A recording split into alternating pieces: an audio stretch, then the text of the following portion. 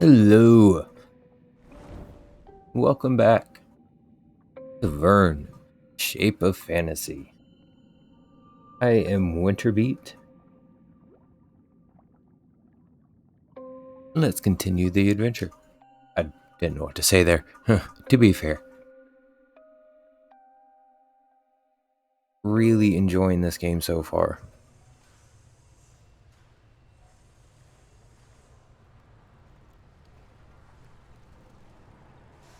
It's not the time to go back to the Nautilus. I still have things to do here. What to do? And like I posted on my Twitter, I just forgot to put the links for the game itself, like to buy, and Gametopia's socials in the description for the YouTube video and my socials. So I'll be fixing that here in just a little bit. Whenever I'm done with this and I go to upload this, I'll make sure I fix the links for that same time I do this. Just trying to make sure I stay on top of things. My first trip outside, and it's inside of a dormant volcano in the middle of the ocean. Huh. I have to admit that Nemo has a talent for mise en scène.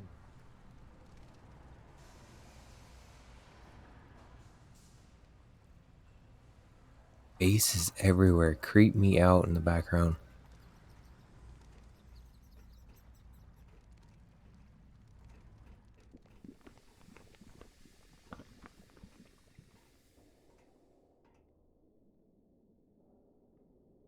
Oh, sorry. Itchy head.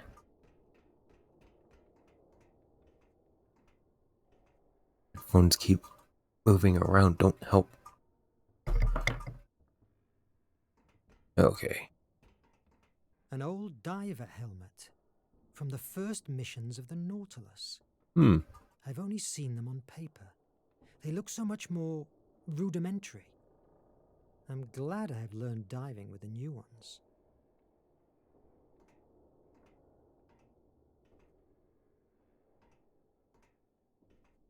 Really like how pixel art can portray so much with just so little. Like so few pixels, you can have a telephone or a typewriter or a valve. Mr. Verne! What obscure sea law have I transgressed now, Officer Turner? More than one, probably, but I don't want to talk about that, sir. I didn't have the time to show my gratitude for saving us from the nation. When we rescued you, I thought you were a spy. If it were up to me, I would have returned you to that boat and let the sea judge you. Oh, I'm glad you weren't the one who decided my fate. But look what you have achieved with the captain. Solved Placea's temple puzzles, found the compass of destiny, saving us from the Raven himself.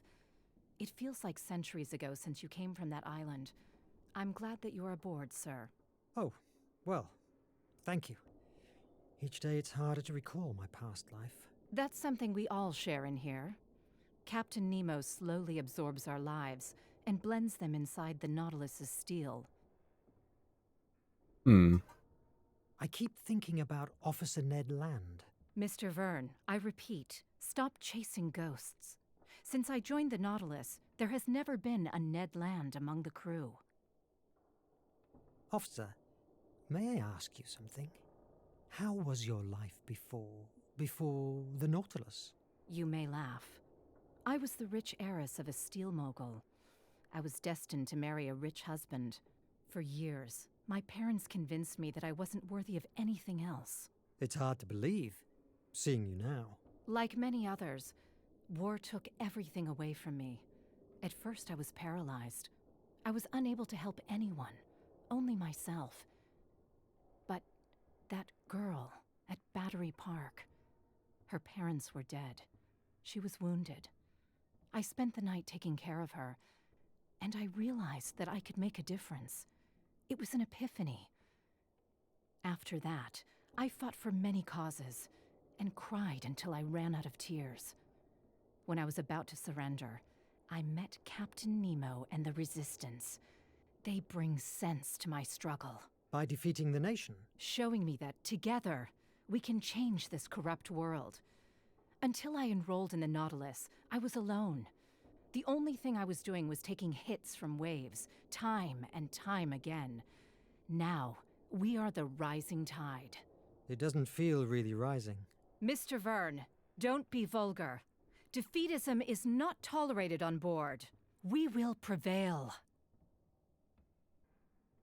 Will we Supplies? have enough supplies and materials? It will take a lot of time until we can put foot on a harbor. Enough, don't worry. Where does Nemo take all these supplies? May St. Elmo's fire burn me if I know. His web of smugglers reaches all 7 seas. When we need something, he provides. Do you know where the captain is? I must see him. But I don't know this prodigious hideout. The captain and Edriel are in the meeting room. Go to the elevator, 2nd floor on the left. Do I need an access card to move around the base? In the event that you'd need one, the captain will tell me about it. We are on alert. The use of them is now restricted. Oh, sure. The traitor. You may now leave, Mr. Verne. I have a lot of things to do. The captain and Edriel passed by here not too long ago. Go to the elevator, 2nd floor on the left. Thank you, officer. I'm gonna go this way, just see if there's anything else. I must admit that cans of algae mix are delicious. But if someday I leave the Nautilus, it will take a long time until I eat something from the sea again. I don't blame him. I honestly wouldn't want to see a fish after being stuck out at sea like he has either.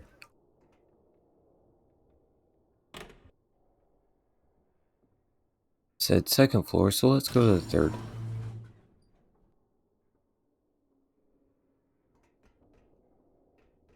Because I like to explore.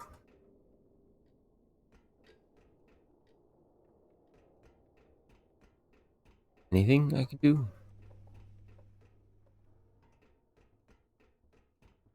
Nothing right now, Must looks find like. some information before leaving.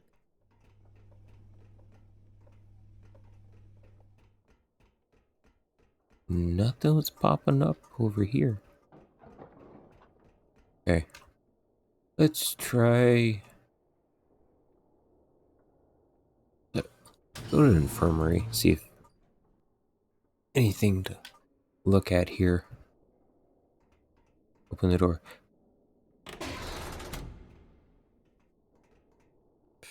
Nemo and safety hatches. It must reach the lower floor.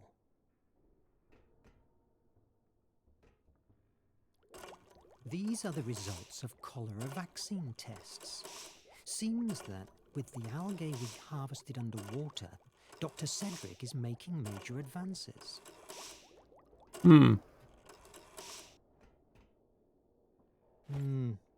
It looks like a piece of a diary from the builders of the base. Cool.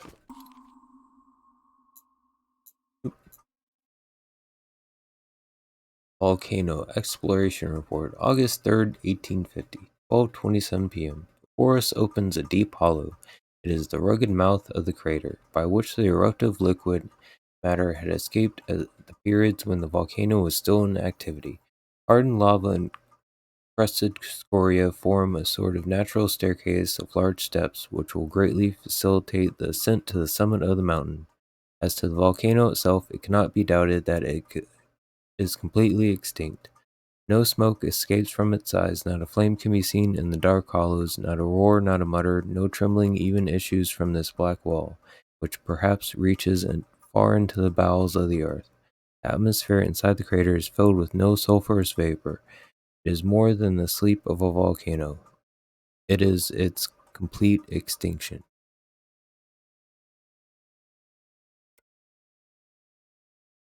It's kind of sad.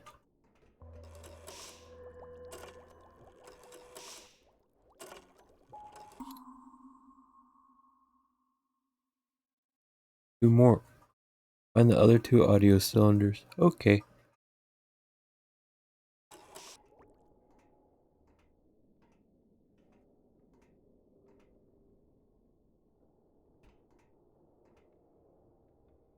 Let's go up to the 2nd floor now. This is why I'm glad I explore. Otherwise, I would not. on that.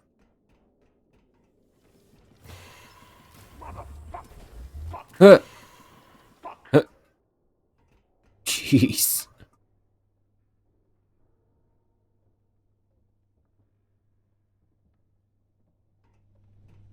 The H capsule's ready. Verne, about time. I am sorry. It's my first time here. What do you want from me? Are the H capsules ready? Not completely. We still have to fit some details, but I'm sure that we will be able to gather the energy from the flame of Hephaestus and contain it to take it wherever it's most needed. You must be extremely careful. Yes, I know the story. It was the source of the power of the Atlantean Empire and also of its ominous destruction. You've told me that a dozen times. You must make sure that they will be ready when we dock at the Ancestors' Island. And what will happen if the Imag doesn't work anymore? How will we open the chest? I haven't found anything in the Scylla's log that could help us. The Imag will work! I am sick of waiting! Captain, your idea of using the blue blood to reactivate the Imag is unfounded. The reaction could end with all of us being... Enough! I don't want to hear you anymore!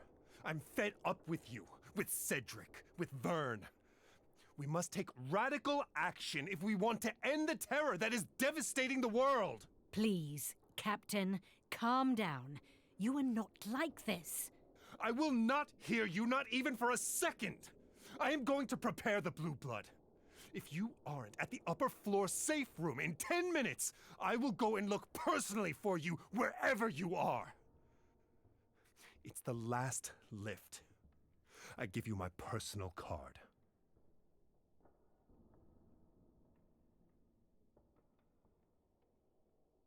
Mr. Verne, I need you to do something for me before that. What do you need? I'm worried about the capsules and how we're going to take them to the flame of Hephaestus. I need you to analyze the only map of the Ancestors' Island to find the safest way to the flame. It's in D3 area. That map is pure fantasy. Sometimes fantasy is all we've got. You have your orders.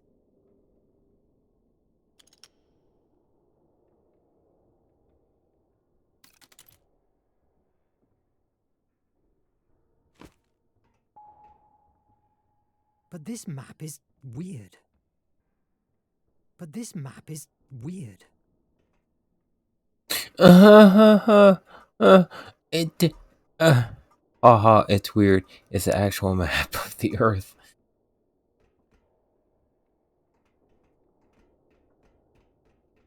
I don't want. Ooh.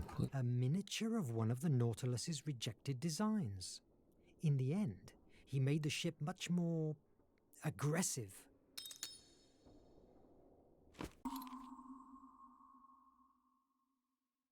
The Nautilus, sailing Jules Verne's dreams. Submarine at 20,000 leagues under the seas is one of the most iconic settings and vehicles in all of world literature. Before the novels were released in 1870, submarines were small, dangerous vessels such as the famous Tortuga, the first military submarine used in the American Civil War in 1775. Electricity was then almost magical, and Nemo had aimed it to light, cook, and propel his boat, describes Professor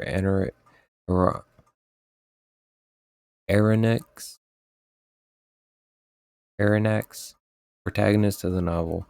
At a time when most people still lit their homes with whale oil, Verne dazzled the imagination of the public, creating something that no one had ever been able to imagine before.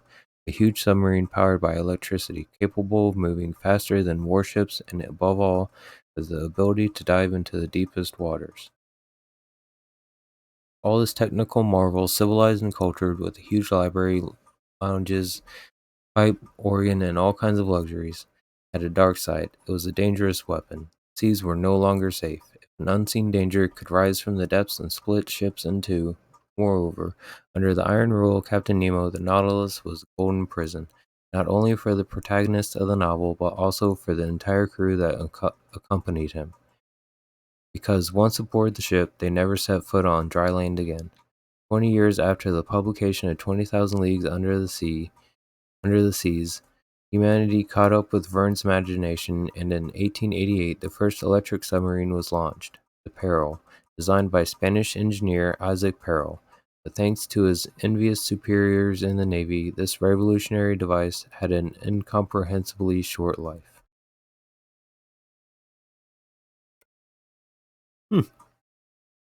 Pretty neat. I think I may have missed a few things. That's okay.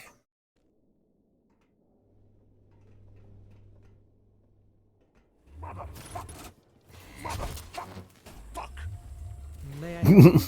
It seems you have problems with whatever that is. It's an Illumian. Towers that distribute blue blood through the decks of the Nautilus. No, you can't help me. But thanks anyway. It's okay. I'll leave you working. Okay.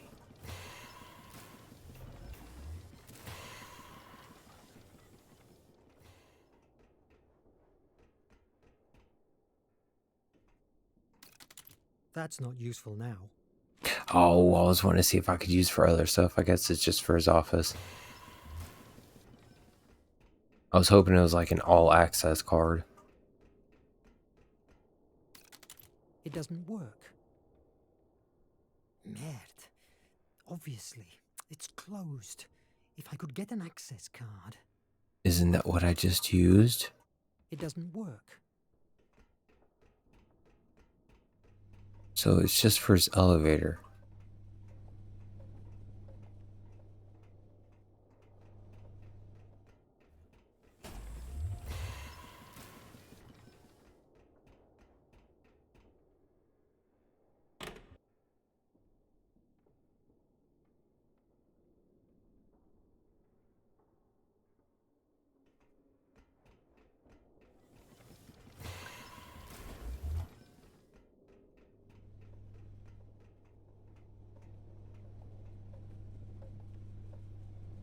Nope, not that way. Don't look at any of these. Wait a moment. There's a note here. It's from land. At last, I found the way to break into Nemo's office. These stains, it's like they hide something written or drawn.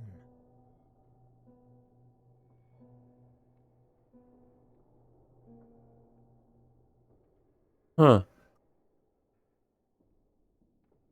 Odd shape.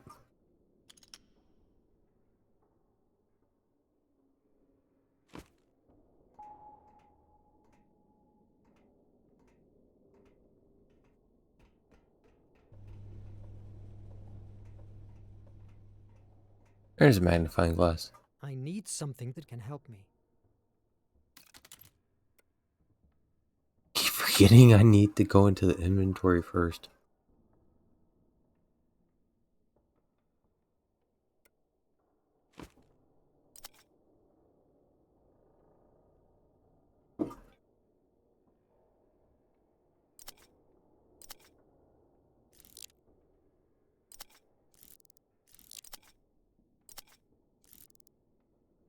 If I get the blue lens, I'm sure that I will be able to read whatever is written here.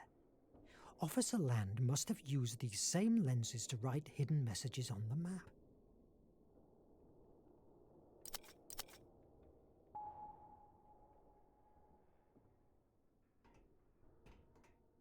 But this map is weird.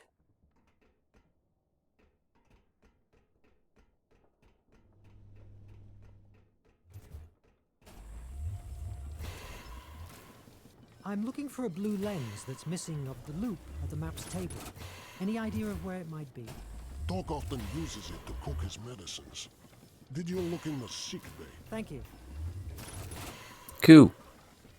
To the infirmary it is. I must find the blue lens first.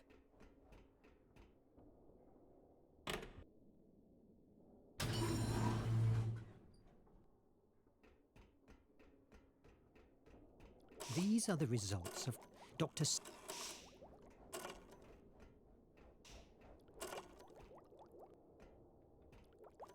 These are the results of cholera vac. Dr. Cedric. Yeah. Where is it? Oh, I passed it. Yay!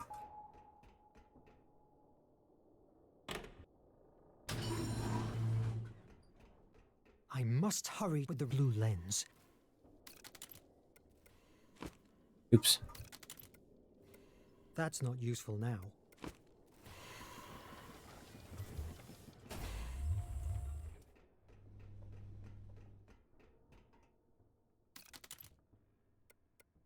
That's not useful now. I'll have to go into this first. Okay.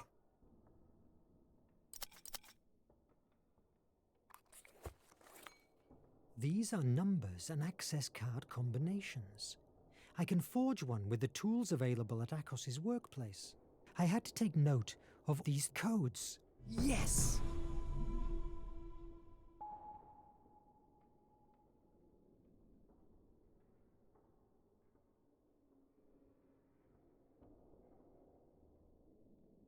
Cool. Thank you very much.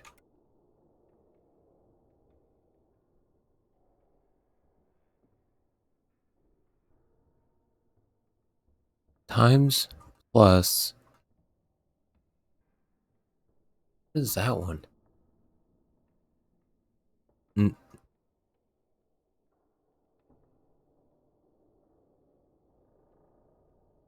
Bottom one's definitely plus. What is the third from the bottom though? Is that minus? Would be divide. If it's minus, it's 0. If it's divide, it's 1. Top 1 times 10.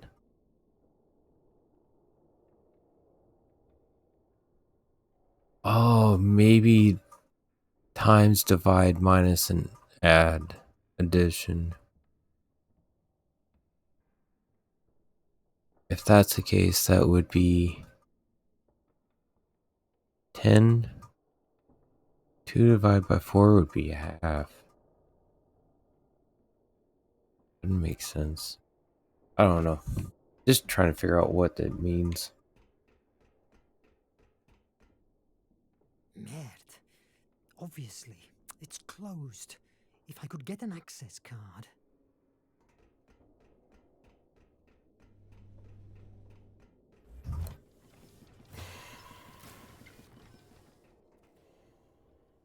I need something that can help me.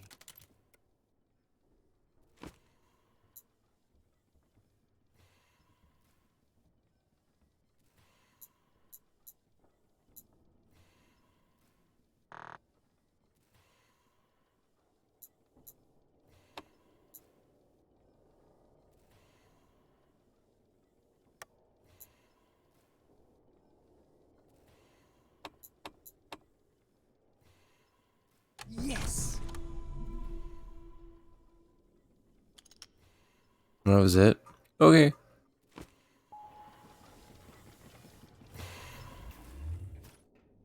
That's simple enough. It doesn't work.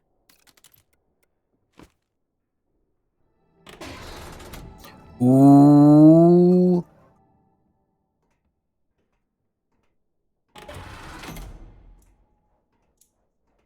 Man, Nemo keeps all the good stuff. I've never seen Nemo with a turban. He's always in uniform.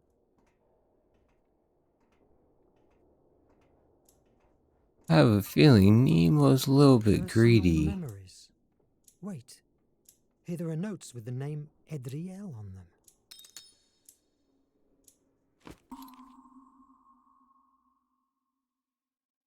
Meeting Edriel from Captain Nemo's diary. Macau, March 12th, 1856.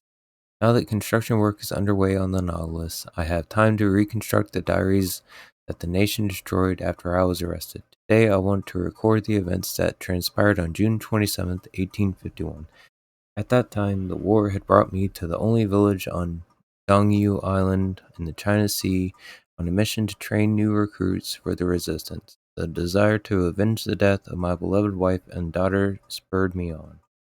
That day, news reached me that a Western woman had arrived on the island. Tired of spending the day surrounded by recruits, I went to see who she was. I found her in the living room. There was something about her that struck my soul instantly, not in a romantic way, but a kind of connection. We struck up a conversation naturally, like lifelong friends. When I tried to elicit from her what she was doing on that lost island, she replied that she was making a stopover to get to Shanghai, nothing more. As we said goodbye, she told me her name, Edriel. During the days of waiting, we took walks, shared meals, and had very interesting conversations in which we imagined what depths of the oceans could offer to humanity and how this could change the world. I was amazed by the depth of her knowledge and a wisdom that belied her age. To my surprise, she also revealed herself to be an expert on Atlantis. One of those evenings at the end of the summer, and after a particularly long conversation, I found myself overflowing with imagination, and the first image of an underwater vehicle, powered by the latest generation of engines and absolutely self-sufficient, came into mind. A device that would allow me to dive into the sea and leave the war behind. A whole new world just for me. The next morning, August 24th, excuse me, as I went to our usual morning appointment with the first sketches of Nautilus in my hands, I discovered that Edriel had left, aboard the freighter she had been waiting for. I was sorry not to be able to say goodbye. I had always been certain that I would never see her again. I was wrong. Whenever we come for supplies at the main market in Macau, I always have tea at the stall of Manny, a former artilleryman I met at the Battle of Okinawa. This morning she was serving it to me with her toothless smile, so dear to me, when I heard a familiar and almost forgotten voice. Captain, I hear you are building the Nautilus. Is there room for me in your crew? I turned, and there she was, I had just as I remembered her. She was one of us.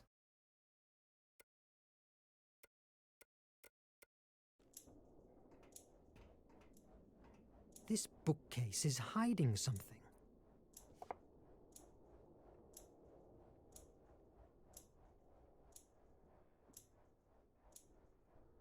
Okay, that's where the numbers on the side come into play. Okay.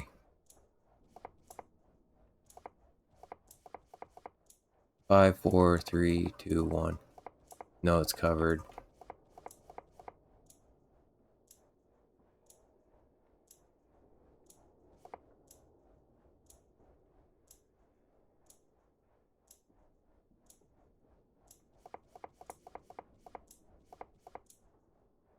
Uh,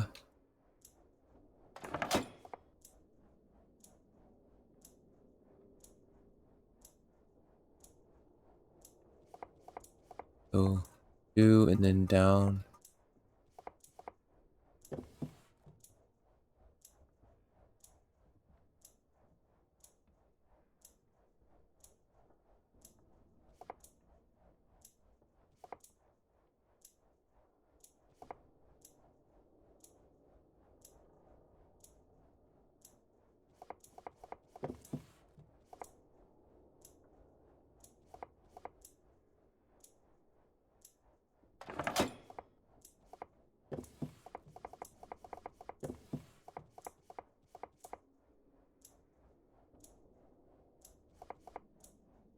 Four, 5.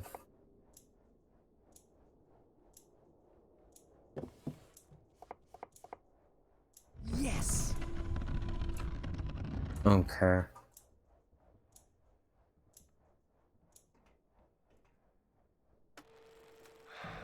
My headaches don't stop even for a minute. I believe my body rejects the ideas that lately boil inside my mind. I've conceived a god-awful plan to give the world a second chance. The war and the nation are going to end the future. Project H, as repugnant as it may sound, is the only way out for mankind. I am aware that if we take the flame and activate the aerial torpedoes, thousands of innocents will die, and I will have to carry on in my conscience with their deaths. But after the tragedy, a new and fairer world will thrive from it. Oh, come on, Nemo. That will ease my pain. Just like... It's cut off, It can't be. His true objective is using my capsules to bomb the nation with the flame of Hephaestus. He wants to unleash a genocide. Oh my god! What am I going to do? I must stop him. But how? Oh, we are stopping that.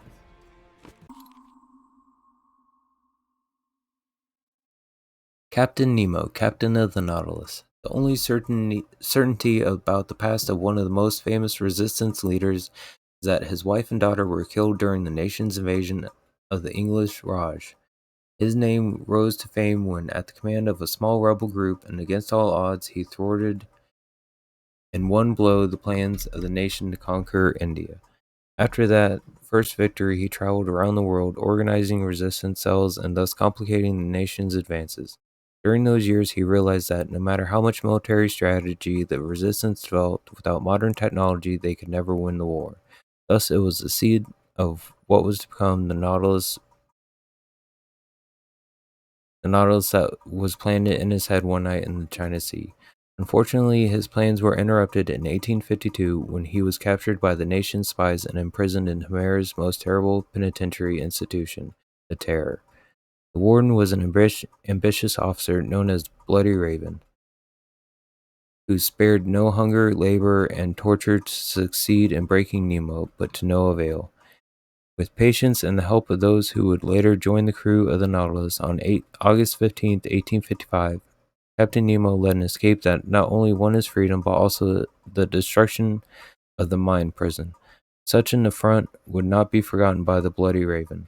After escaping, Nemo resumed the construction of the Nautilus and a year later set sail. Fed up with war and human cruelty, he debated whether to hide in the sea and immerse himself forever in his mysteries or devote himself body and soul to the resistance.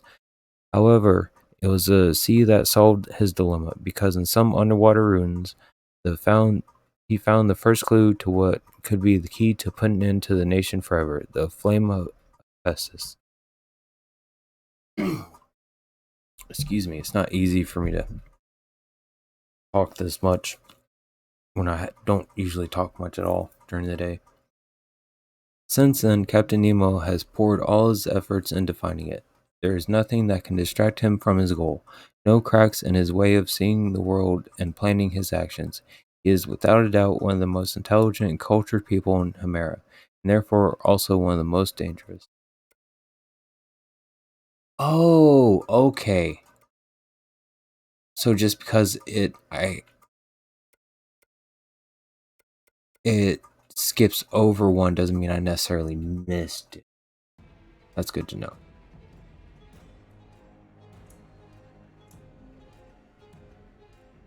What's this? A record of every member of the Nautilus crew since it was built. Here, no doubt, I will find information about Officer Land. But there's nothing here about any Ned Land. That can't be. Maybe it's been manipulated. No, it certainly doesn't seem to. Am I really losing my mind? Something's Let's get not out of right. here and reach the safe room before the captain comes after me.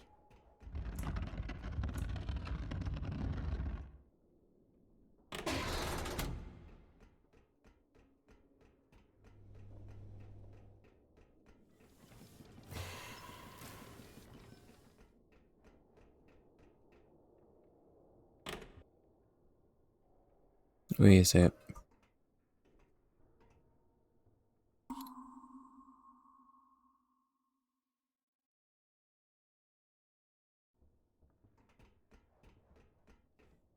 That mean third floor? Wait. Upper chamber isn't up here? Probably not up here. Probably means third floor. I'm tired. It's really late. Considering the fact that I kind of blew through that secret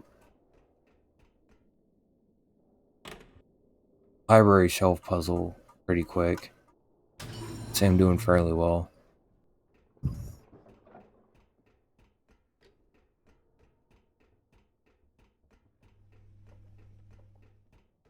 I need something that can help me.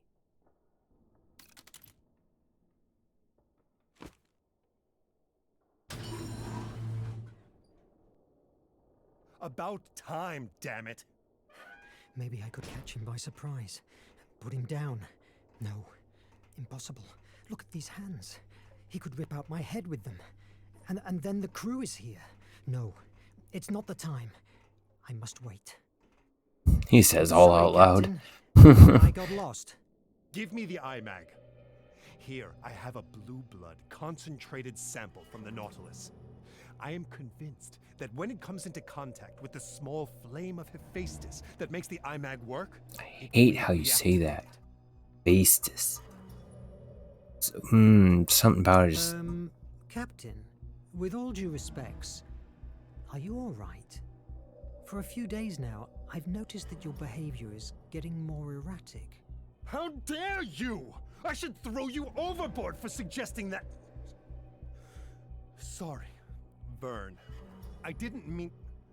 I am a bit upset, yes, but I can't avoid it. We are about to achieve our target, and anything can go wrong. If everything comes out right, you will have in your hands an unimaginable power. Due to your condition, do you think it's wise to... Wow, what a human thing to say, Verne. How understanding of you. Do you want me to surrender the control over the flame? Who to? Somebody more centered? Somebody like you, with your hallucinations? Yes, I have my unresolved issues, but at least I have regard for human life. Nemo, you need to chill the fuck out. The nation has found us. God damn it! I must prepare the evacuation. We need to carry the blue blood with us. Adriel thinks it's vital to find the flame. Take it to the Nautilus, but be careful. It's highly unstable. Use the chemical compounds on the table to stabilize it.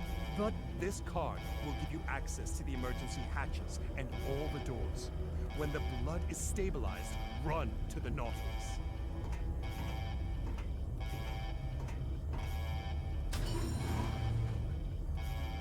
Why couldn't you left me one of those? That's what I was wanting earlier. Select position, select bottle, drop mech. Danger, once stabilized, they're in position. Holy crap, that was loud. Furrow, auto.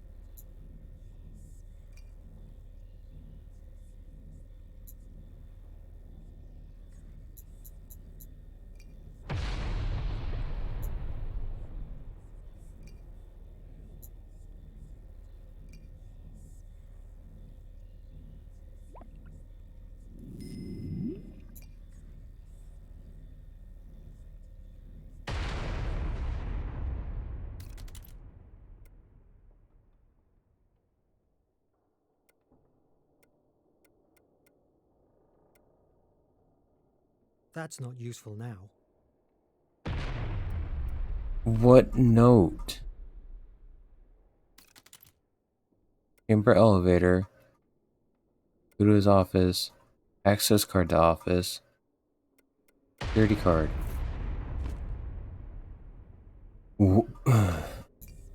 Must find the right combination position by following the correct color indications in Nemo's note. What note?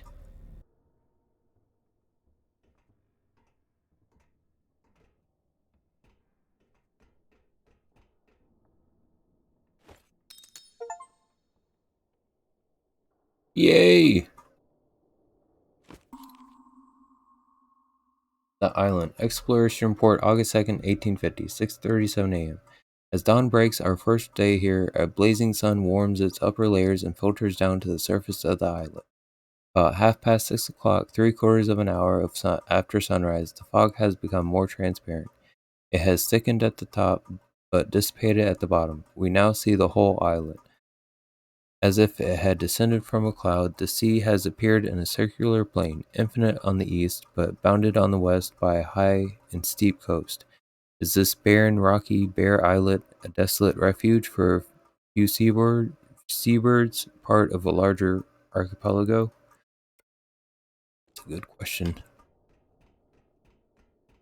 I can't leave. What I want to know is where's this note? I don't have it as far as I know.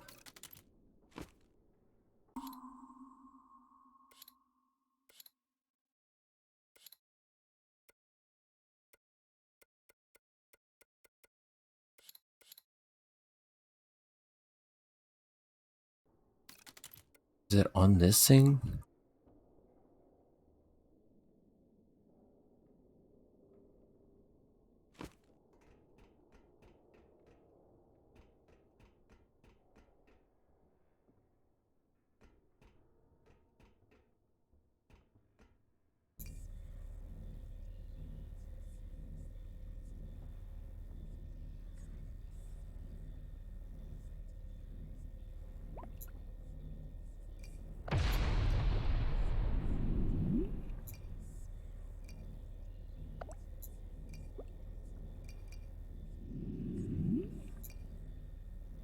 See, I still don't know where this note is that they were talking about.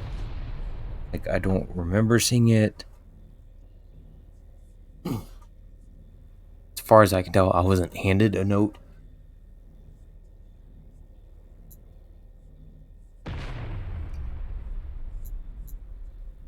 Let's try.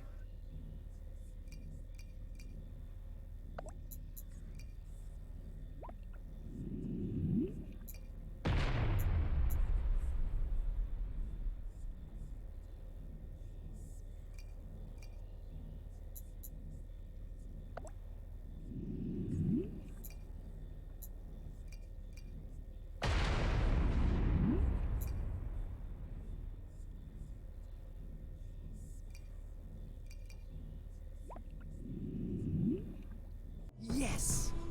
I still don't know clue, but you know what? It was quick. Got through pretty easy.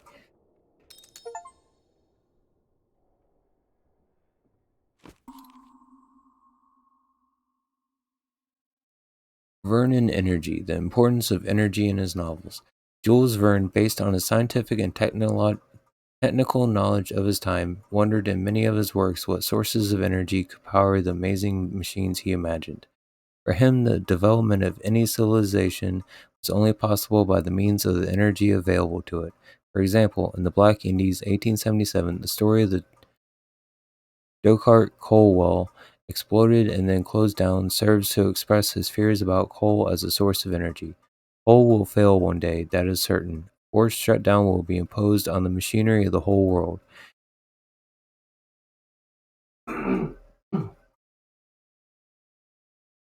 If some new fuel is not found to replace it. In the same novel, a subterranean town appears, illuminated by suspended discs that work by electromagnetism. In 1930, the engineer Georges Claude built the first tidal power plant, recognizing as a source of inspiration a phrase told by Captain Nemo that appears in 20,000 Leagues Under the Seas, the first to be written on the subject. By creating a circuit between two cables submerged at different depths, it should be possible to obtain electricity from the difference in temperature to which they would have been exposed. But one of Verne's most prophetic visions appears in The Mysterious Island 1875. I believe that one day water will be a fuel, that the hydrogen and oxygen that constitute it, used alone or together, will provide an inexhaustible source of energy and light, with an intensity that coal cannot. That since coal reserves will be exhausted, we will be heated by water. Water will be the coal of the future. That man was about 200 years ahead of his time.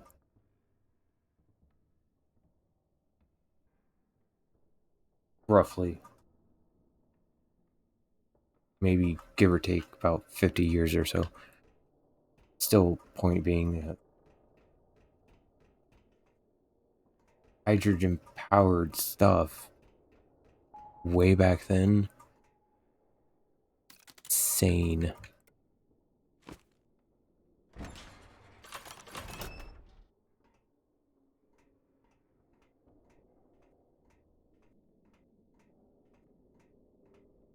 Soldiers.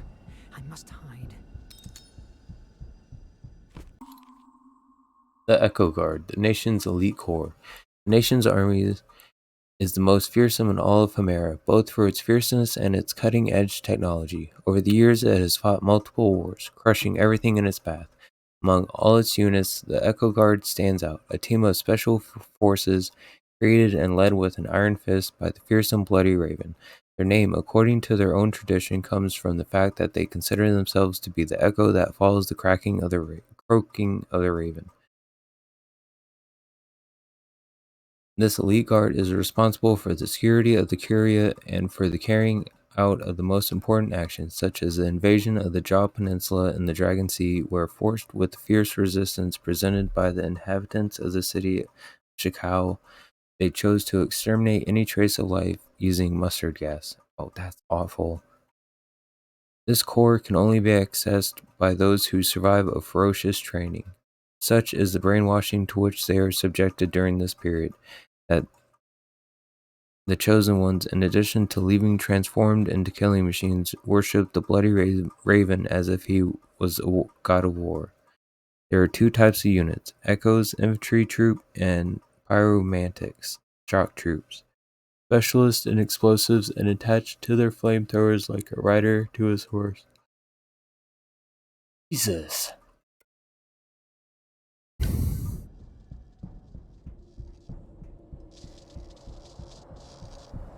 Can I go a little faster, please?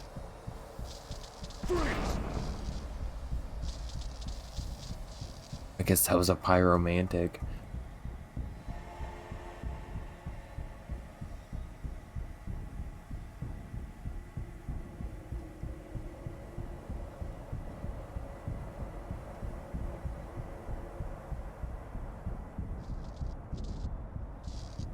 If I could waddle a little faster, it would be lovely. But I want to see what's on the other side of the map.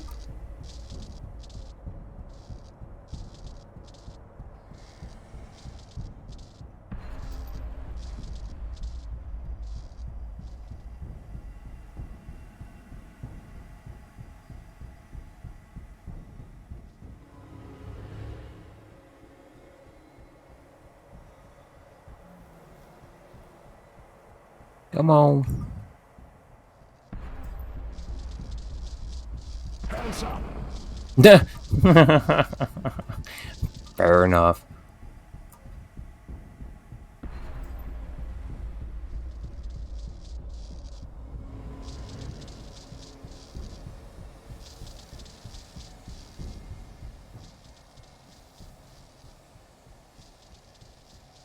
No, you stay on the other side of the map.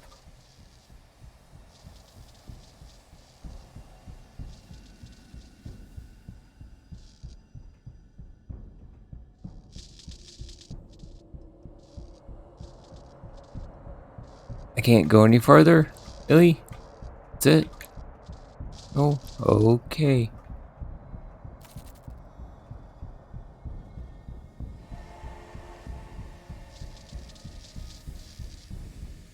Yep.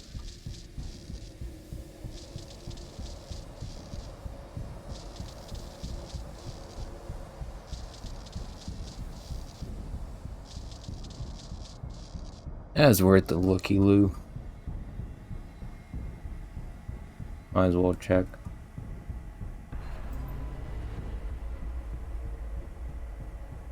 Didn't notice anything pop up to collect, so...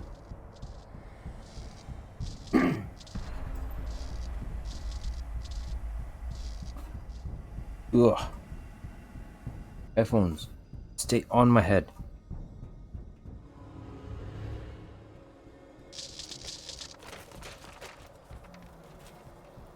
Look everywhere. I want Verne and I want him alive. Do you hear me? If I see even a little scratch on him, the person responsible will answer before me. Merde. It's bloody Raven again. I must pass unseen. It's not the time to go back. I still have things to do here. I was checking for collectibles. Here he is. Take it. Yeah, merde! Good lord. What the hell? Damn it to hell. Faster. It works! Get rid of this debris. Verne! You chose the wrong side. Join me. Forget Nemo. His days of piracy are over. I will never work for murderers. Listen. Come with me. I give you my word as an officer and a gentleman. Nah. You will have everything you can desire to make your research about the artifact and the flame of Hephaestus. We can change the world together. Lately, I've heard too many times the words change the world to still believe in them. Good luck with it. Verne! Verne! I will find you! I swear it! Faster! Can I just take a nap here? I think that might be there a while.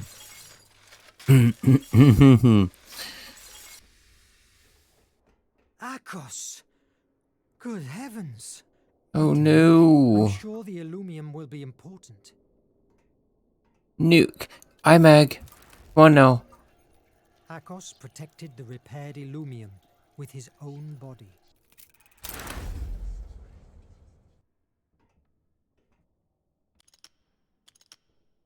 We couldn't have brought Akos back? You know, freaking screwed the goddamn processor. He could have made another one if he was alive. Ugh. Fern. Fern, what are we gonna do with you?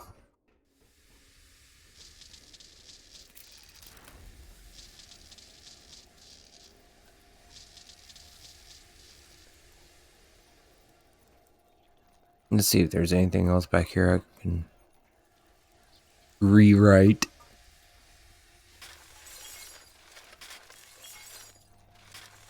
No. Put it away. Can't run with it out. Which is a little aggravating, but it's really not anything, honestly.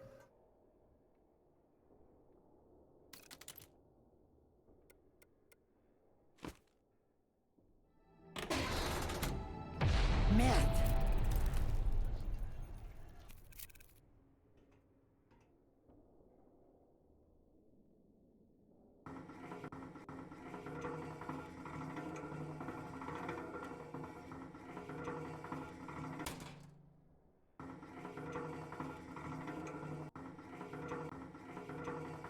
What am I moving?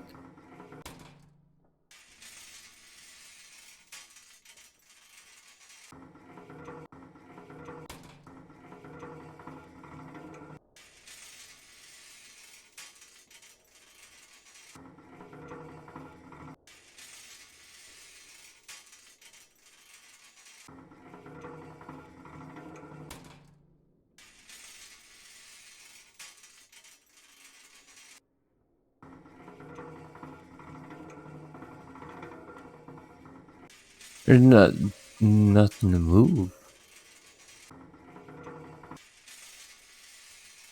I am confused.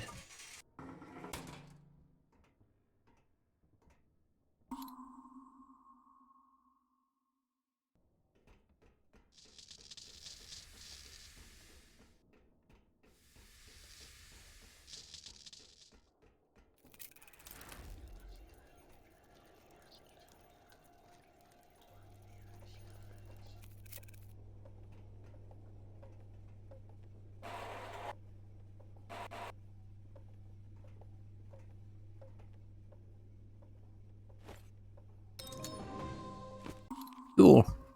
The Cave, Exploration Port, August 4th, 1850, 6:05 p.m. At a height of 100 feet rises a vaulted roof supported on basalt shafts. Irregular arches, strange moldings appear on the columns erected by nature in thousands from the first epochs of the formation of the globe. Basalt pillars fitted one into the other measure from 40 to 50 feet in height, and the water, calm in spite of the tumult outside, washes their base. A brilliant focus of light touches every point of rocks, and floods the walls with light. The enormous cavern is empty. We have explored it in every direction. There's nothing here, not an animal, not a human being.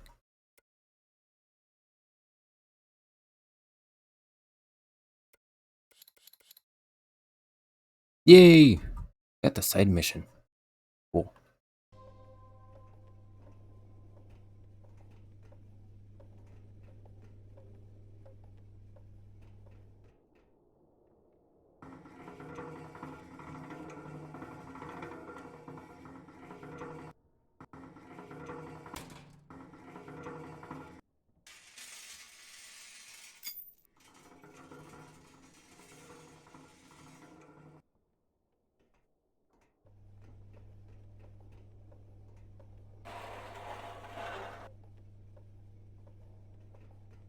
I need something that can help me.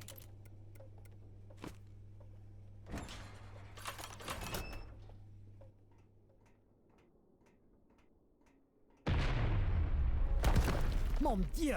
Merde! Merde! Merde! It'll be okay, Verne.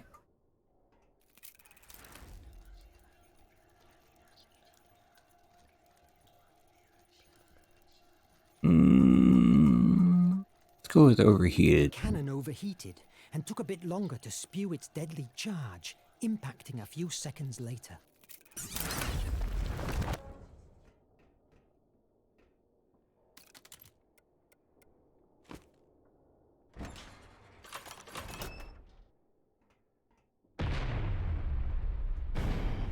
Just in time. Merde! Merde!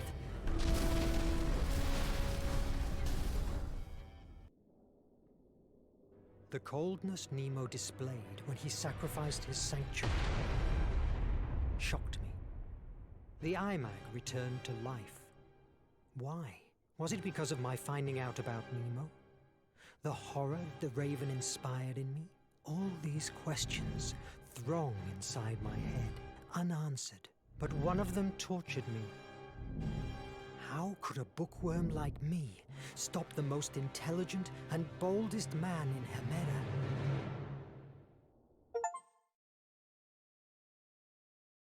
Yay, chapter 4 complete. The truth. In the depths of imagination. South Atlantic Ocean. Come on, open it!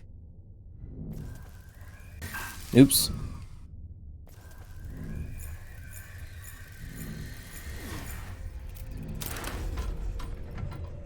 Incroyable! You were right, Adriel. That's true. The force of imagination has... Nothing will stop us now! We have it!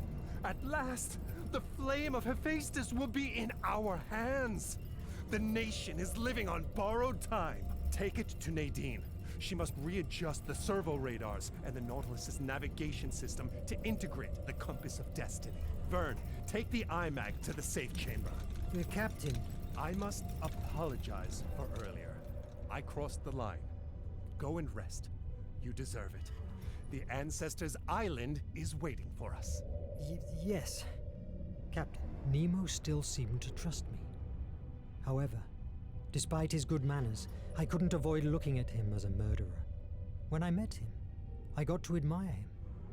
His scientific genius was brilliant.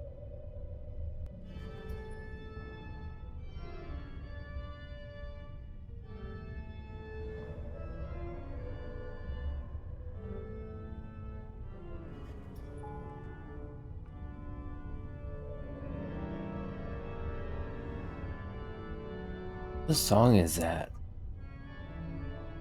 I know I've heard it before.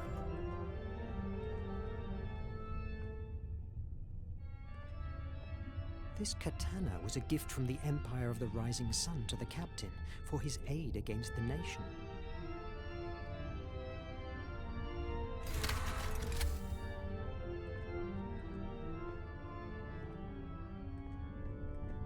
Nemo and his philosophy books. Schopenhauer. It's a shame that the nation killed him because of his ideas. I should speak with Nemo before. I don't want to seem impolite.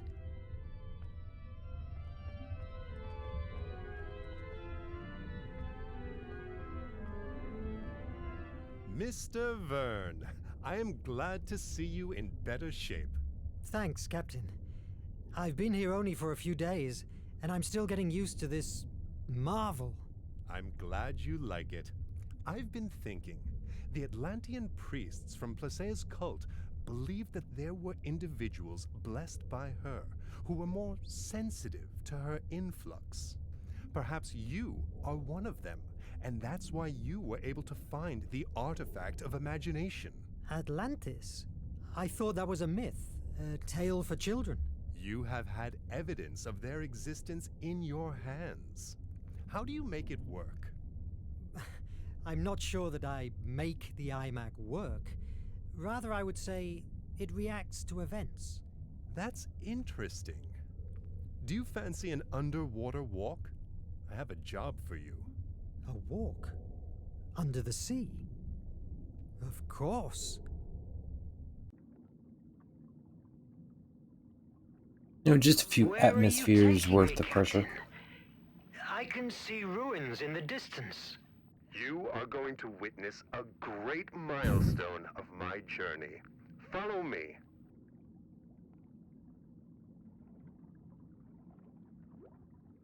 Oh. Oop.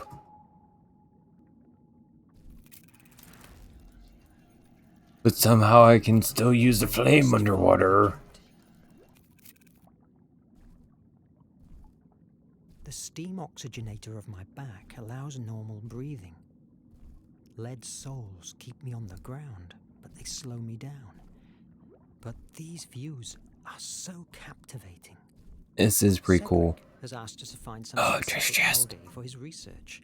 Ear I crab. could even recognize them with this helmet on.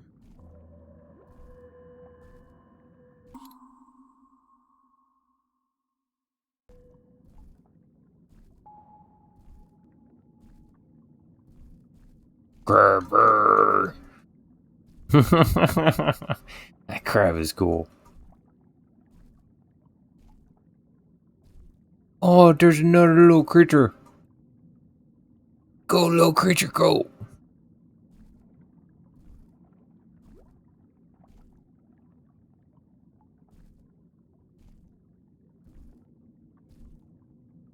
I want to find the algaes. Algae chromosa. I hope you helped Cedric with the vaccine.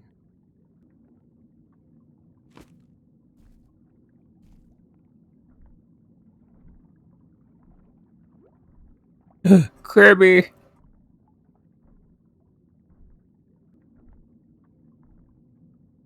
I should speak with Nemo before. Oh.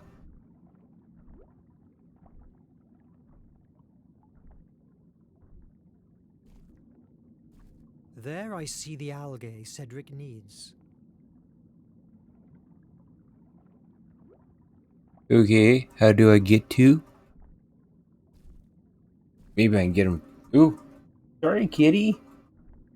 Hi. Love you. Cutie. Aww. Reach out and touch.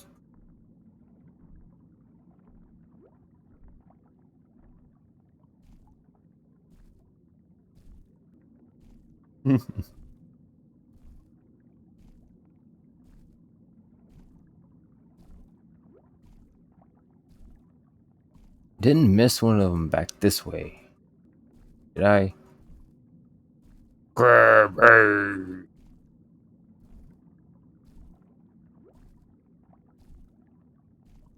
I don't remember seeing one of those back here.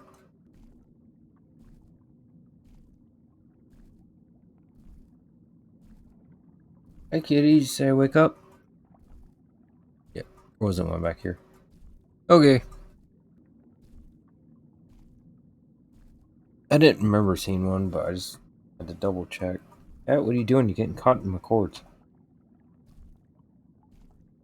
Why don't you just lay down on my lap? No. No, kitten, you're too active, huh?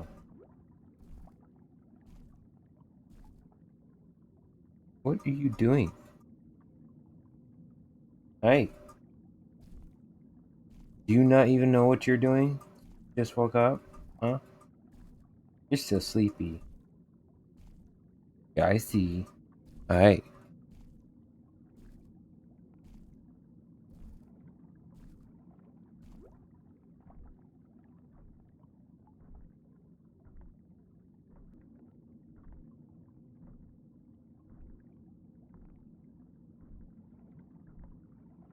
Can you feel the heat rising from underground?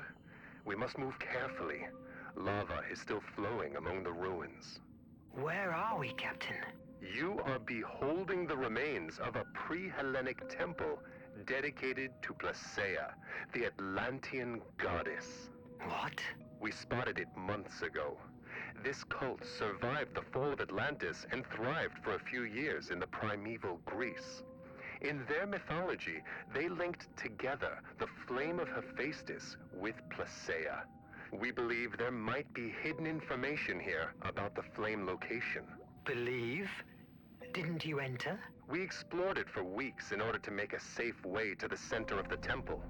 However, when we reached the doors that guard it, it was impossible for us to open them. I'm surprised that you didn't blow them away. Do you think that I am like one of these brutes from the nation? I never destroy what I don't know. This temple is unique.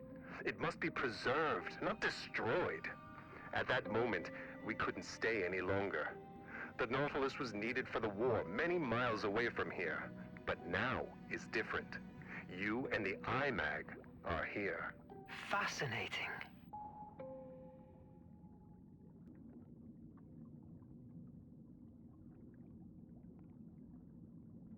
Cat, you're gonna fall off my lap. There you go.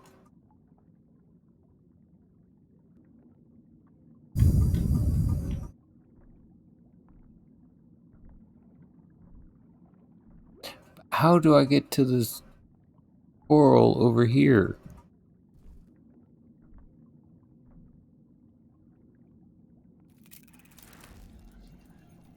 Ah.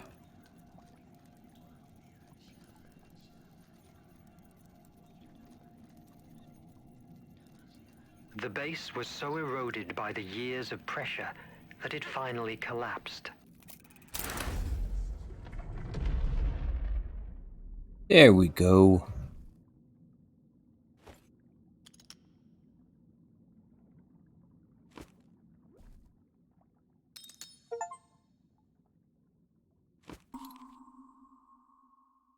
Found a fossil.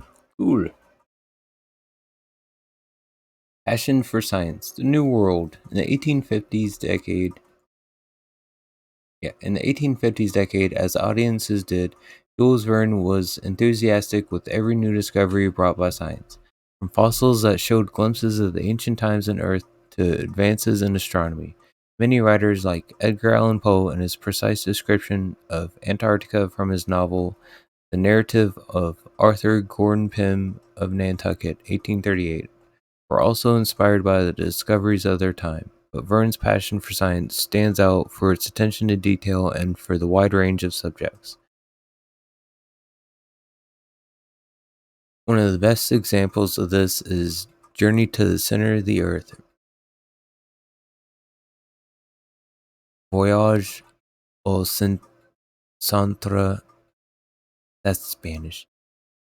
Get my Spanish and French mixed up. I can't read that right now. I swear I took French. In this book, all the adventure and fantasy represented by dinosaurs, subterranean oceans, and volcanic activities is. Ow, cat! Why did you jump on my back? Ow! Why? Why would you do that? I'm happy to see you too, but don't jump on me. That hurt. Love you, bud. Just feel four tiny claws latch into my back out of nowhere. Ow. What was that for? Oh, jeez, where was I at? Don't start attacking my toes. You streams more interesting. I get you all that. Subterranean oceans volcanic activities is based on the geological knowledge of the 19th century, since Verne included a lot of information gathered from scientific divulgation books. Is that right? Oh. Discovery news and travel logs. For instance, the spectacular battle between Plesiosaurus and Ichthyosaurus described in the novel is based on the first illustration of a prehistoric scene, what is now known as paleo art, painted in 1830 by Henry Delabache, inspired by the discoveries of paleontologist Mary Anning. Of course, some of the theories reflected by Verne in his novels were later rejected, like the one from French geological Charles Joseph St. Clair Deville, which asserted that volcanoes were entrances to an underground network of interconnected passages or the old theory of a hollow earth, refuted in 1936 by seismologist Inga Lehmann. However, that doesn't diminish the scientific value of Jules Verne's works. Rather, it serves to prove that science makes progress by leaving surmises and false premises behind, thanks to the scientific method, which is, after all, the most important discovery made by mankind. Because if you can't figure out why something's wrong, or that something is wrong to begin with, or that maybe your way of evaluating said thing or situation is flawed, then you can't make progress to begin with. Let's see if I can do anything else around here before I move on.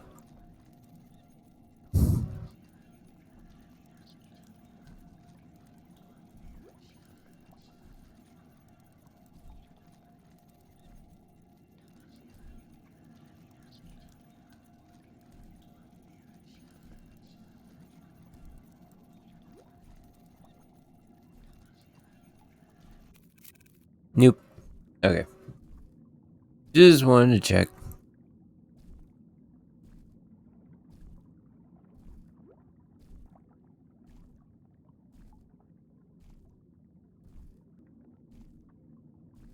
A little jellyfish in the background.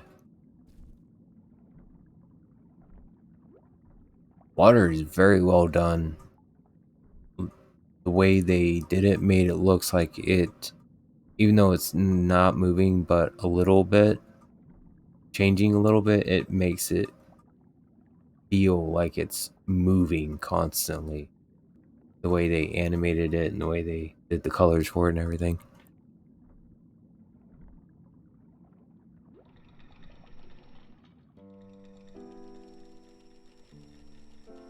Oh, finally! Wondering where this picture kept coming from.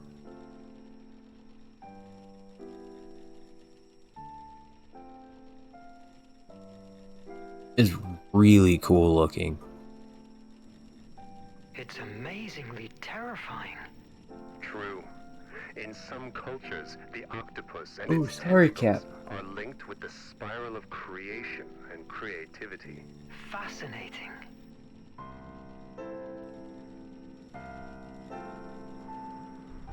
I'm going forward. Take your time to contemplate this wonder. I'll wait at the Opisthotomus entrance. Follow the lifeline. I'm gonna wait about as long as it takes for me to explore this area because I see this as a loading screen. I get to stare at it quite a lot. Oh, yay! I found the other one. I now have all the algae for Cedric. Sweet.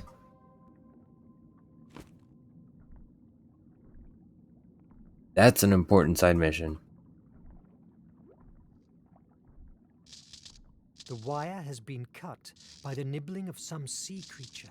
If I had the tools, it would be easy to repair. Okay, find tools, repair that. Got it. The wire resisted the sea creature's curiosity and kept withstanding.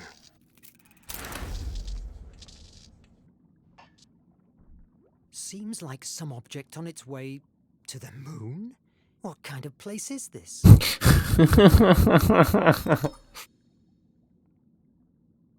That's funny, Jules.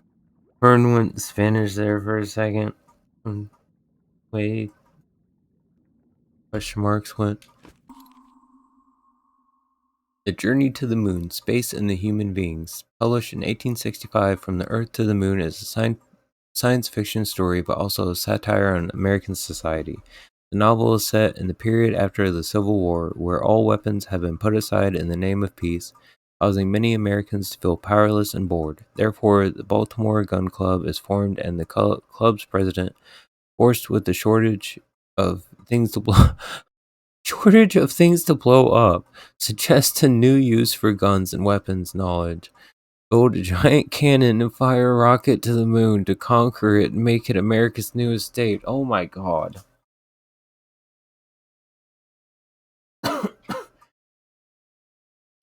The fact that space exploration is not inspired by any scientific desire, but by the pure need for destruction, is one of the great reflections that Verne leaves us with. That sounds awful. As for the scientific aspects of the novel, there are an extraordinary number of overlapping details between the mission described in the book and that of the flight of the Apollo 11 mission more than 100 years later. Demonstration of the extent to which Verne took care of the scientific aspects of his stories. For example, among many of his predictions, including the launch site, the curvature, etc., Verne estimated the duration of the journey to be 97 hours, 4 days, and 1 hour. The first piloted trip that allowed man to set foot on the moon lasted 4 days. Holy crap. He guessed that within an hour? Damn.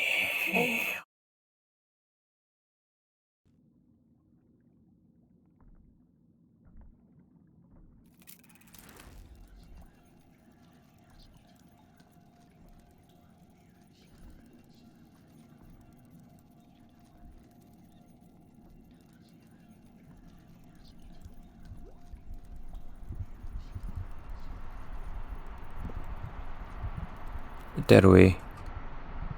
Volcanic vent. That's really cool picture. Like whatever artist worked on that, honestly, you deserve a hearty pat on the back, high five, and a hug if that's what you want, because good lord, that's just it really well done.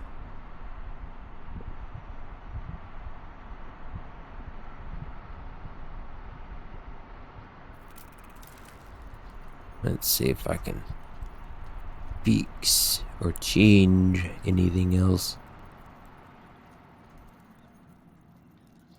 There? What's over here?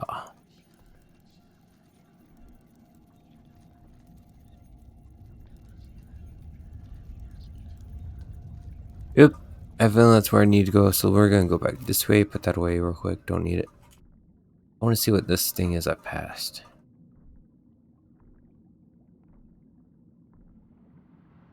This ancient Greek tests my knowledge, but I can read that this is the first part of 3 of the Primordials' story. Primordials. 1. Exceptional Atlanteans.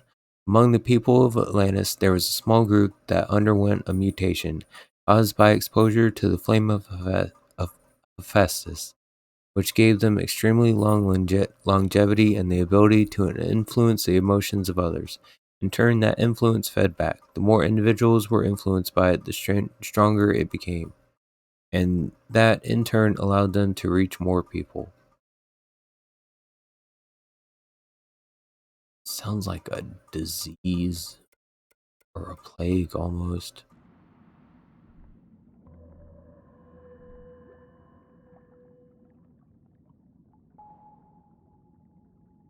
Other 2 stone tablets. Okay. See if we can find those. Possibly. Maybe.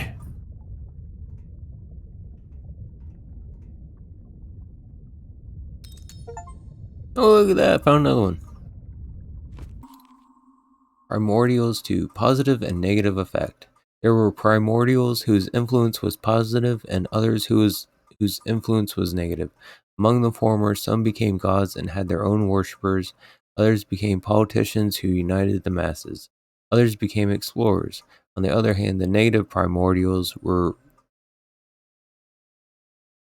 repudiated because their influences were harmful. Hatred, sadness, stupidity, as the emotions of the Atlanteans as a nation changed, depending on the moment of their history, the positions of power among the primordials and their influence changed. Hmm.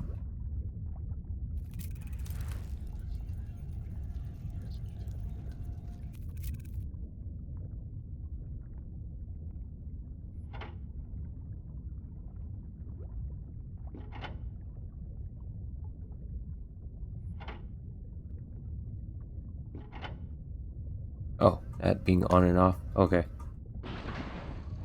Go up. I'm trying to see what all these switches do.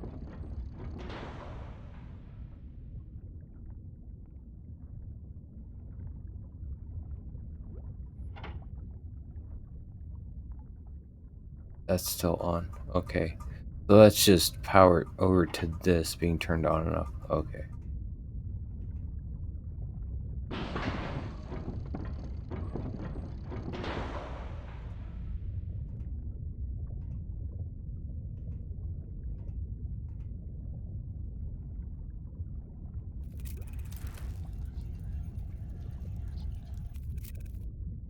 This is magnificent. Aside from Nemo and his crew, I'm the first human being that has rested his eyes on these views in thousands of years. If only I could explore them. Right? The urge to explore and the curiosity is just ever present. You could do. I think I know what I need to do. Go back down.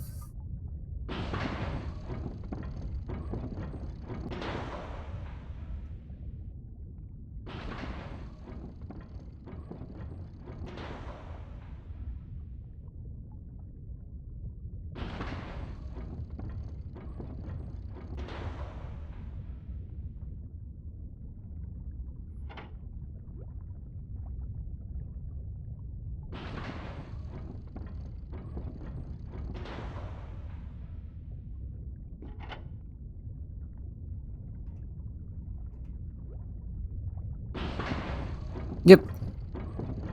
Okay.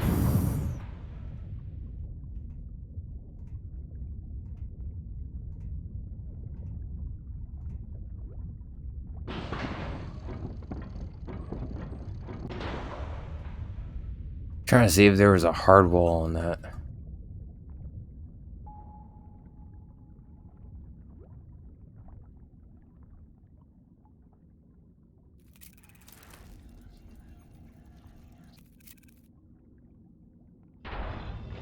Fascinating. It would be wise if I bring a few more oxygen tanks.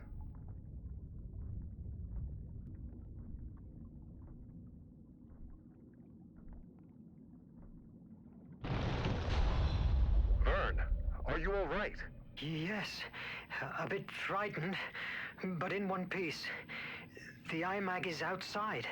Yes, but it has turned off. There must be a way to activate again this mechanism. Wait a moment. There's an inscription here. 4 victories to open these gates. It must allude to 4 tests. You have enough oxygen. Explore the hall and take the tests. I am sure that they will reveal what we are looking for. But what if I don't make it? And if I run out of oxygen? Mr. Verne, surrender is not an option at the Nautilus. We can't tear down these gates without compromising the whole building structure. Your only way out is solving those trials. I believe in you.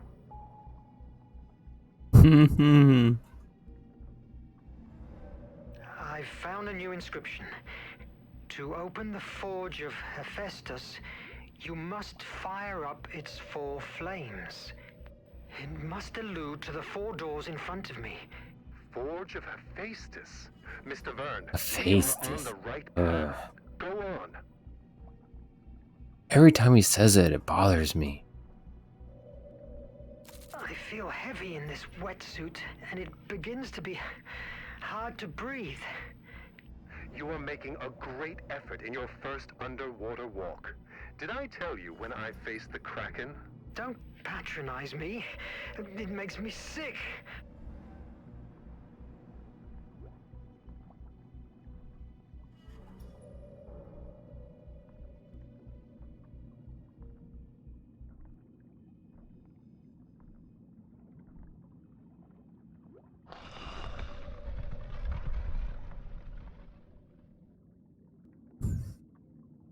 Okay. Ooh, pretty butterfly.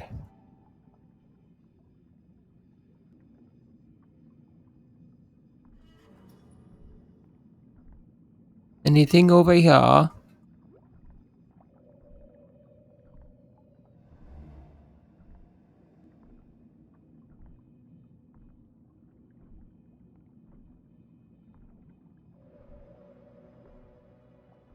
Ah, thought so.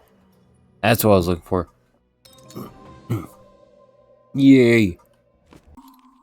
Primordials 3, twins. Primordials had a distinctive feature. They were always born as pairs of twins, and their powers were 2 sides of the same coin.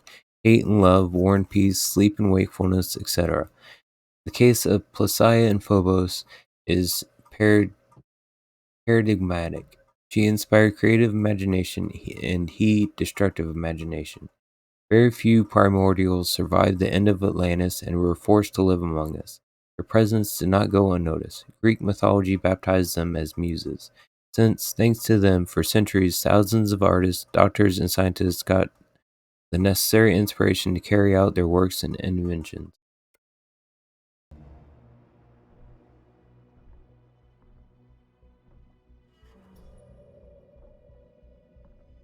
Worth the trek.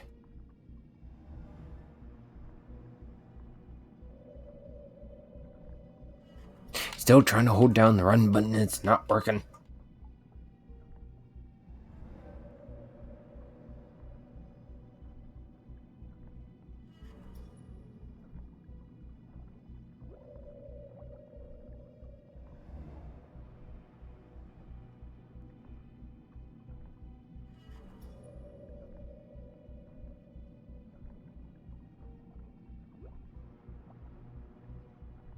I enter the first door.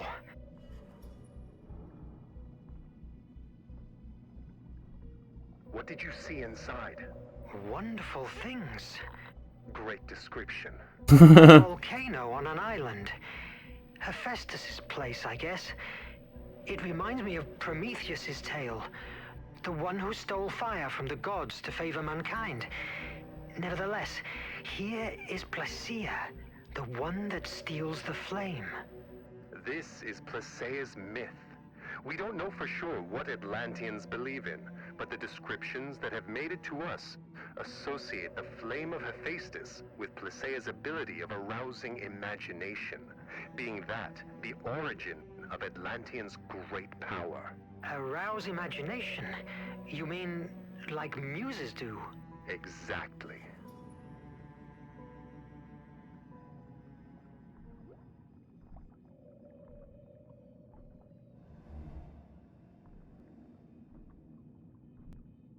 A labyrinth. I must rotate it to link the lines with the flame.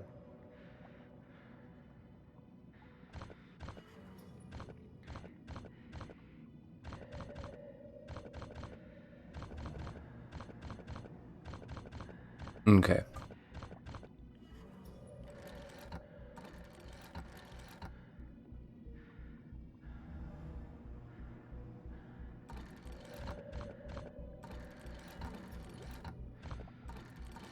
Yes!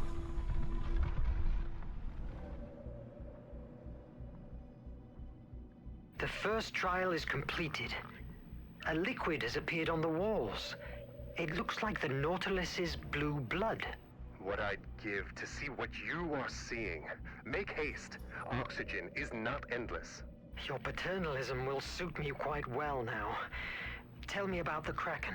I made it up. Krakens aren't real.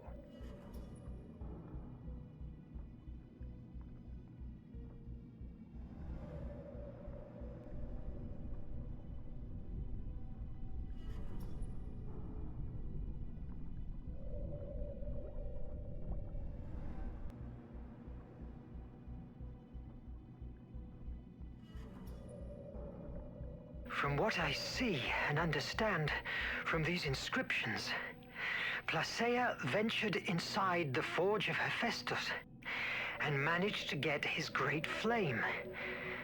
With its power, she expected to free mankind, providing them with the gift of imagination.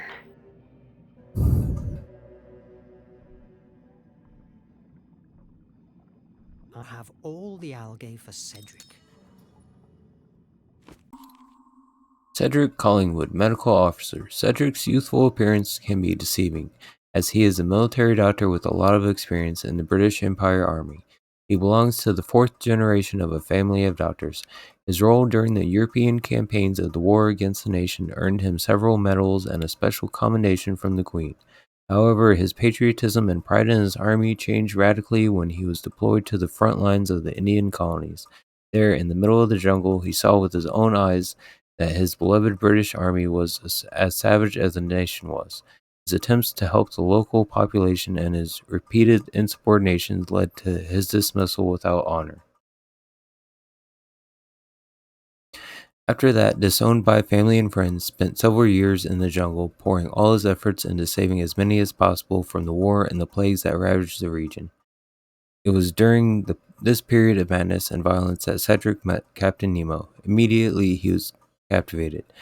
Finding that his passion for science was as strong as his desire to end injustice in the world, he joined the crew of the Nautilus without thinking about it, becoming one of the captain's most important collaborators and one of the most experienced by the time Verne arrives on the submarine. However, after being expelled from the army, he had vowed not to cause any more harm. Every time the Nautilus sinks a ship, he spends several days without sleep. He knows that war against an enemy as formidable as a nation requires sacrifices, but he begins to suspect that the captain carries them with disturbing detachment. In addition to his practice, Cedric is working on a research project that could save millions of lives on Hemera, a cure for cholera, extracted from specific algae that are only accessible through the technology of the Nautilus.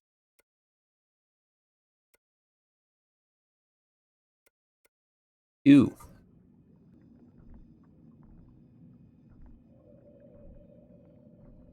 Okay. The goddess spreads out what seems to be the energy rays, like the sun. But being a woman, she's related to the moon and her creative power. Thus, the answer to this enigma must be related to the moon cycle. Each one must mark a ray extension. I hope that means something to you.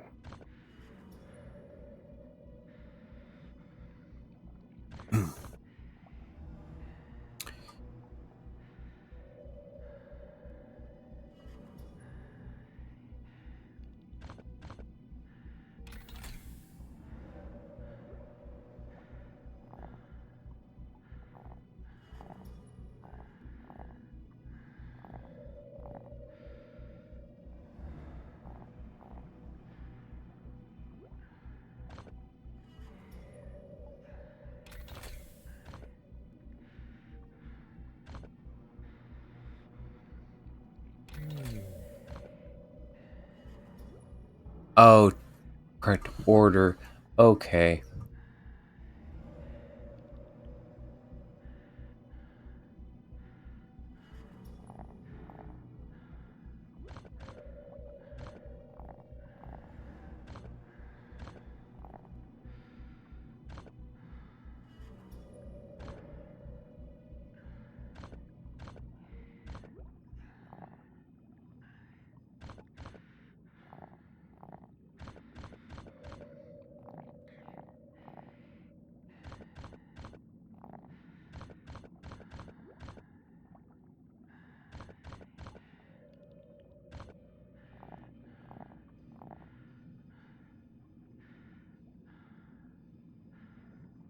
Yes!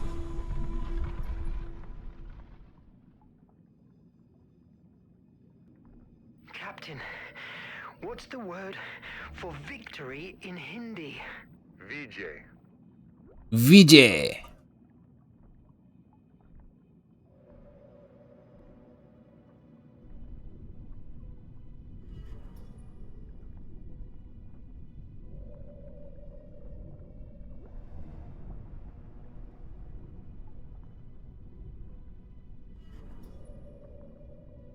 We getting there.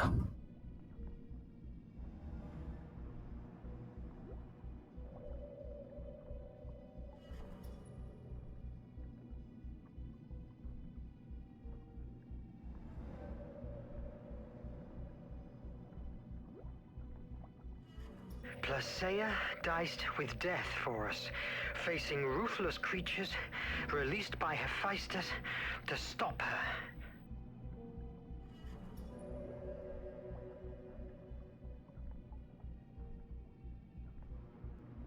I don't have a good feeling about this, but I can't see any other way out. The door! It's closing! Vite! Vite!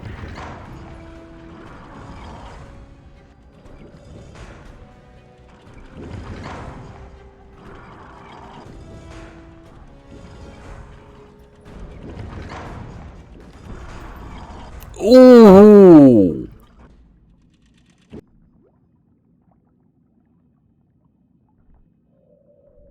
That was way worse than I thought it was gonna be. Oh! Okay, you can't run right off the bat. It's good to know. Try it again.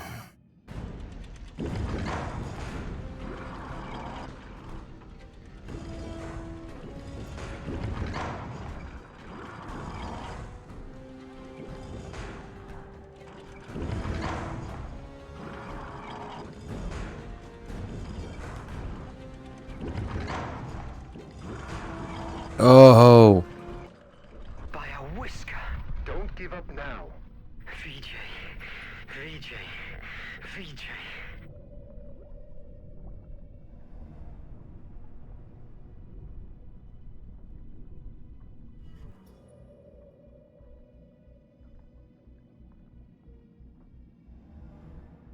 After receiving the flame, mankind began to benefit from the power of imagination almost immediately. The jealous gods realized that it couldn't be taken back from them. So, to shift the balance back in their favor, they resolved to release fear to weaken them, strengthening the horrors that already dwelled amongst the human race. It must allude to Phobos, Placeia's brother. Creative and destructive imagination, hope and fear. The last mural depicts a huge flame devouring a city. Destruction of Atlantis, probably. Phobos, the dark side of imagination. Phobos is Placeia's twin. As happened with most Atlantean primordial twin couples, he was her negative version. If Placeia's presence stimulated creativity in humans, Phobos' excited fear and destructive imagination. At the beginning in Atlantis, both siblings lived in balance. Creativity is necessary, but so is fear, since it drives us away from dangers. Nevertheless, when Atlanteans began to fret about supposed alien invasions that wanted to steal the flame of Hephaestus, from them, Phobos began to acquire an unimaginable power. Atlantis transformed from being a center of culture and knowledge exchange to an impregnable castle due to Phobos' influence. Even his sister was subdued by him and was forced to inspire the creation of new weapons to defend their culture from the barbarians. Fear became horror and tyranny, and in the last term, Phobos' influence on the Atlanteans was responsible for the destruction of their civilization, since it blinded them through fear and forced them to spill all their resources to protect themselves, instead of continuing to build for the greater good. Like his sister, Phobos was away from Atlantis when the explosion of the flame of Hephaestus took place. They and other primordials became orphans all of a sudden, pushed to sort their lives without a home to return to. As time went by, primordials and their influence on mankind was identified with the Muses. Although we think of them as auspicious creatures, dreadful Phobos was also one of them. Throughout history, Phobos inspired the worst horrors that humans had ever witnessed: invasions, genocides, revenges. Now, his influence models the destiny of the human race, while his sister Placidia remains hidden and weak under his unstoppable march. Ooh boy, not a nice person. Now, I see a mural of a great snake biting its own tail. It seems I have to decode some symbols. The tail-biting snake is an Ouroboros. It symbolizes the cyclical nature of the world, the eternal return, the wheel of creation and destruction in which mankind lives. And also what the Aurora Borealis is named after. Pretty sure.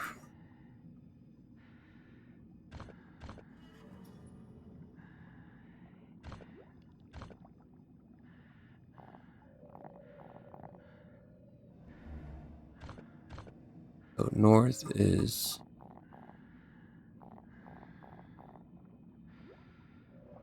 southeast is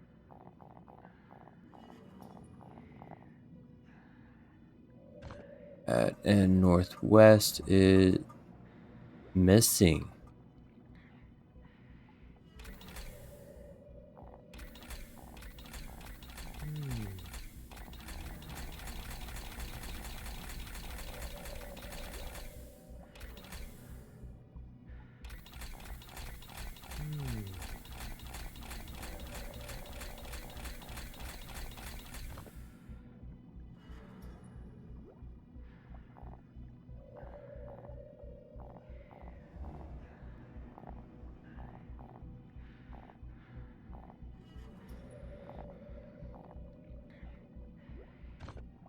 Are you just gonna hard lock me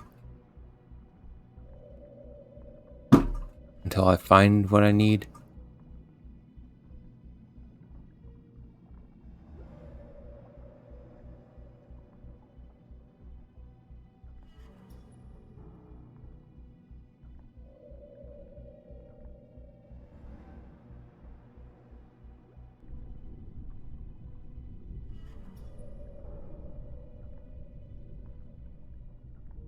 There wasn't anything else over this way. Yeah.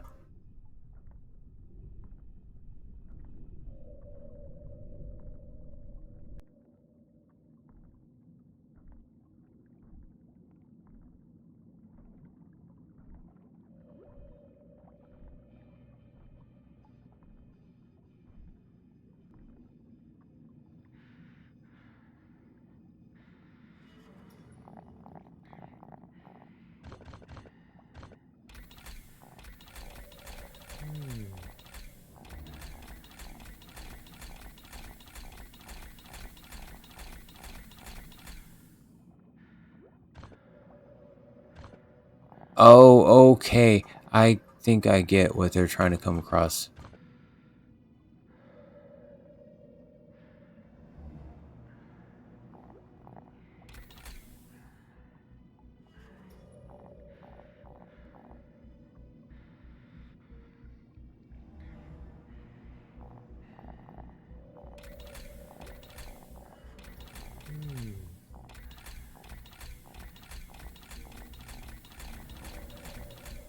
Okay. Ow. Oh my god, my back. Oh. Ouch. Oh.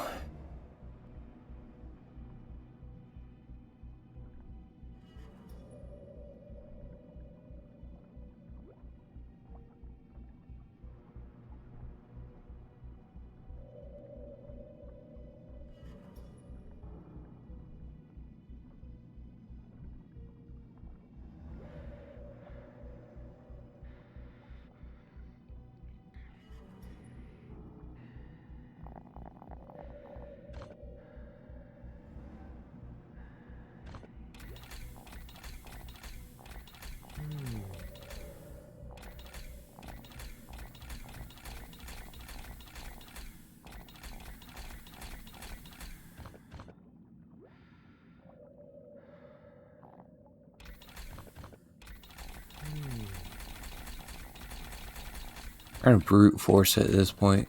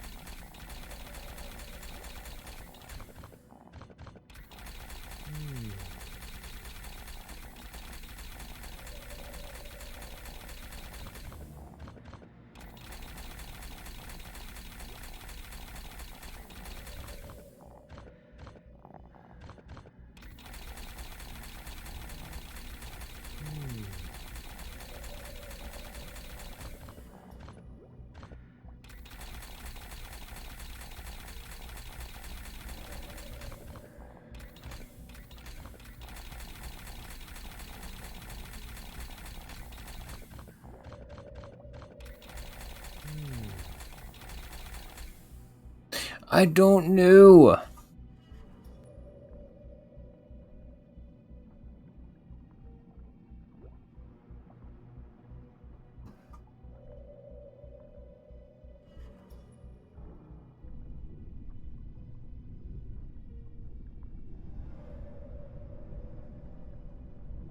It's not the time to go back. I still have things to do here.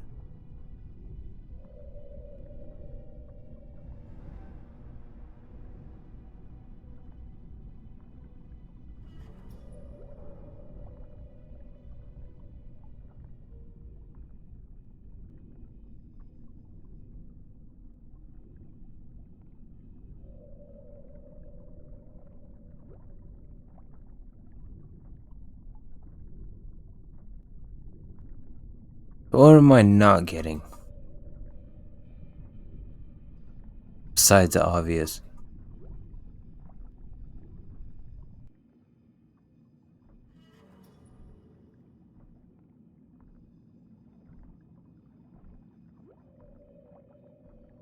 I see that the symbol up top for north over there.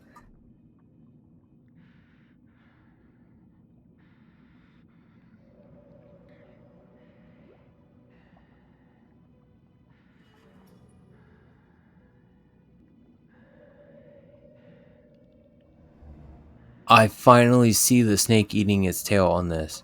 I don't know why it took me so long to realize that. Okay, so if north is actually east,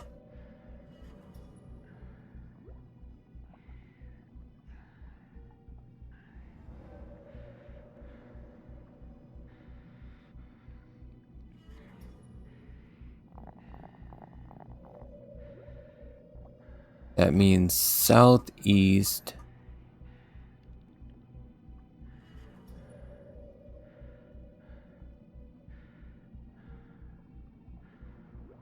is going to be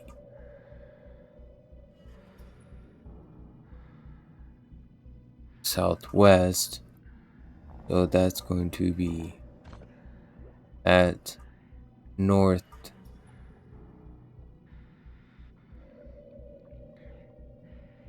west is going to be northeast. That Yes! Once I realized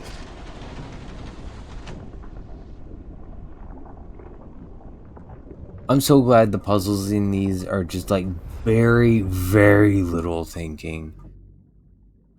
It's just, it's a puzzle, but it's not gonna like hurt your head, break your brain. It feels like compared to some other games. Placia, goddess of imagination. Actually, she is not a goddess, she is a primordial. This is how the Atlanteans knew those among them who, affected by mutation, influenced emotions and ideas. Placia's presence inflamed the curiosity and creativity of those around her. In the golden age of Atlantis, her influence reached almost the entire planet. Spectacular Atlantean technological development would not have taken place had it not been for her. In those years of splendor, Placia lived as a celebrity, like the other primordials. The most prominent Atlantean personalities of her time longed to have her as an advisor, and ordinary citizens worshipped her as a goddess. Her public appearances were always highly celebrated. She received all kinds of gifts, which she always donated to the most disadvantaged among the Atlanteans. When the cataclysm that devastated Atlantis took place, very few primordials survived. Placia and her twin brother Phobos were two of the lucky ones, since they were both outside Atlantis when it happened. After that, Placia spent years in deep sadness. She had lost her home, the cradle of her civilization, and hundreds of years of knowledge and technology. Completely disheartened and orphaned, she wandered the world until she reached Mesopotamia, where her trail disappeared. Centuries later, in pre-Hellenic times, her cult momentarily resurfaced, probably created by the few descendants of the ancient Atlanteans. The primitive worshippers of Placia associated her with the power of imagination, and therefore with the fight against fear. It is in this period that she is represented with a butterfly as a metaphor of creative thinking, which takes a small idea, worm, to transform it into something better, a butterfly. With the establishment of the classical Greek pantheon, the cult of Placia became archaic and primitive, and eventually disappeared. However, Placia herself, with her powers weakened, continued to wander her merit and search, albeit with little hope of those few humans who are willing to make the world a better place.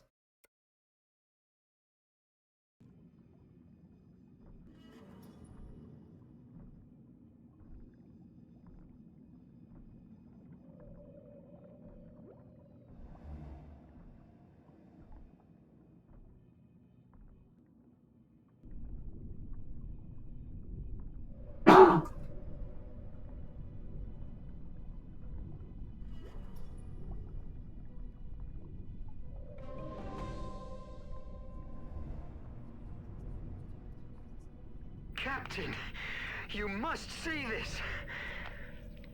In this signaled place rests the flame of Hephaestus, power, and also the curse of Atlantis. Only those blessed with the compass of destiny will be able to navigate the horrible dangers that surround the island of the ancestors, last guardians of the divine flame. The compass of destiny? Of course. An X on the map was way too easy. It seems that the journey will be prolonged more than I planned, but you have made a wonderful discovery. Can I count you in for the remaining voyage? Nemo, from what I've just seen, it's just the beginning of it. You can count me in. I want to see the rest. Fantastic. Come on, adventure waits for us. Legends about the Ancestors' Island spoke of an area filled with magnetic disturbances and violent currents surrounding it, making it unreachable to those who weren't guided by the compass of destiny.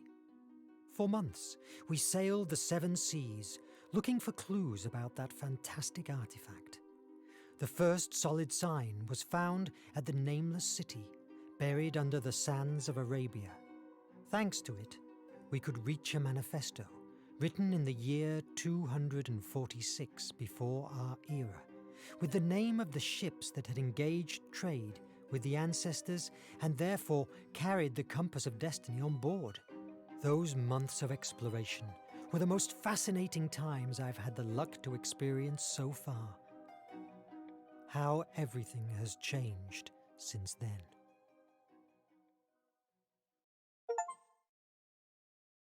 Yay, chapter 5 complete. And with that, as soon as I can, I think I'm gonna stop.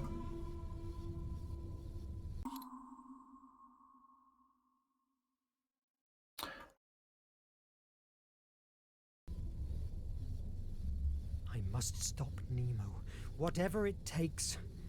Maybe I can win some time by sabotaging the Nautilus. It's already ruined. Nobody will be suspicious of me. I hope. Okay.